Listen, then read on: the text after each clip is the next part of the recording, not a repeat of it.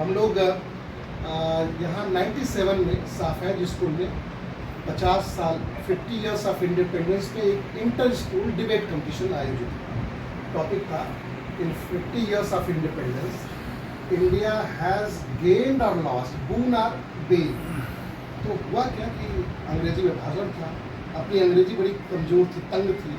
तो हमारे एक टीचर थे, उन्होंने बोला यार और कोई तैयार नहीं हो रहा, तुम भी तैयार हो जाओ, तुम भी ठीक ठाक हो। तो वो भाषण मैंने रट्टा मारा पूरा, अंग्रेजी नहीं समझ आ रही है लेकिन सेंटेंस फॉर्मेशन नहीं समझ आ रहा।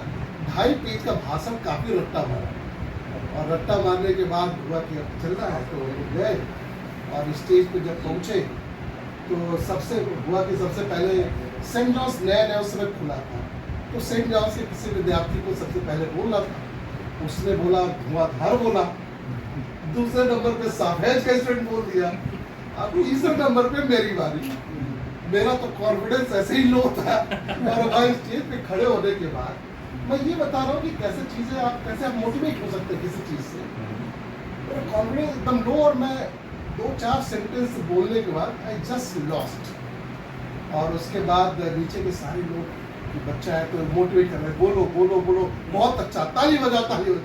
सब लोग ताली बजा रहे हैं, लेकिन अपन तो भूल गए। उसके बाद मुझे बड़ी रुलाई।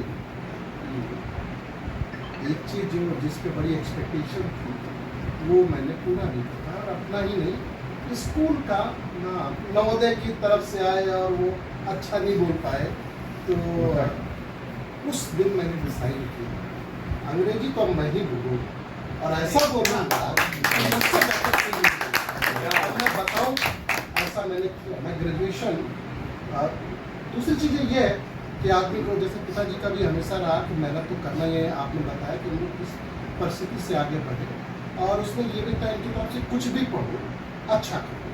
तो कभी हम लोग के समय या तो लोग इंजीनियरिंग करते थे, आज बहुत ऑप्शंस है, अच्छी बात है। लोग सोचते हैं हमारे समय अच्छा है तो क्या पढ़ेगा, इंजीनियरिंग कर लो अगर मैथ अच्छा है, और अगर आपका बायो है तो आप डॉक्टर। और बीए कौन करेगा? जिसको कुछ नहीं आता। जिसको कुछ नहीं आता वो क्या करेगा? बीए करता है। तो पिताजी ने की तरफ से कभी ऐसा नहीं रहा, ये मोटिवेशन हमेशा रहा, ये रहा कि जो करेगा अच्छा ही करेगा। तो 12th के बाद मेरे बड़े अच्छे नंबर थे। मैं हाई स्कूल में टॉपर, स्कूल में तो टॉपर था ही, जिले में भी टॉपर था, सारे स्कूलों में मिला के। और नवोदय की लिस्ट में यूपी के में भी 7वां 8वां नंबर था। इंटर मैंने CHA से किया, वहाँ मेरे बड़े अच्छे नंबर थे। उस समय 80% बहुत होते थे।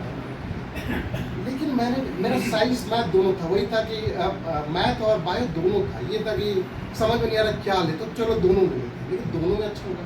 अब यह कि यार मेरा इंटरेस्ट नहीं, मुझे तो समझ नहीं आ रहा है कि इंजीनियरिंग करने का मन नहीं है, बायो में इंटरेस्ट नहीं है, तो मुझे आर्ट्स में।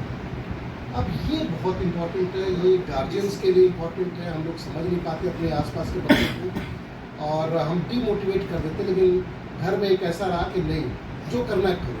और मैंने BA में एडमिशन किया, BA पॉलिटिकल, BHU में BA पॉलिटिकल साइंस में। और मैं बात फिर वही कह रहा हूँ, जब मैंने BA में लिया एडमिशन तो मैंने सोचा करना क्या है, अगर मैं BA कर रहा हूँ, मुझसे अच्छा कोई BA नहीं है, मतलब मैं टॉपर लगूंगा। और नकली BHU में BA में मैं टॉपर, MA में मास्टर्स में मैं गोल्ड मेडलिस्ट।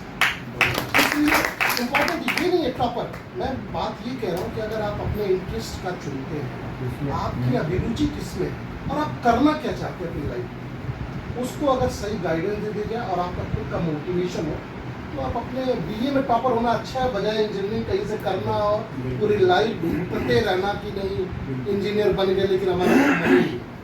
तो उस समय मुझे लगता था कि यार BA भी करूँगा तो लेकिन इंग्लिश में करूँगा क्योंकि BA हमारे यहाँ BHU में हिंदी में सारे सब्जेक्ट्स होते हैं, इंग्लिश में हार्डली 2-4 लोग लेते हैं।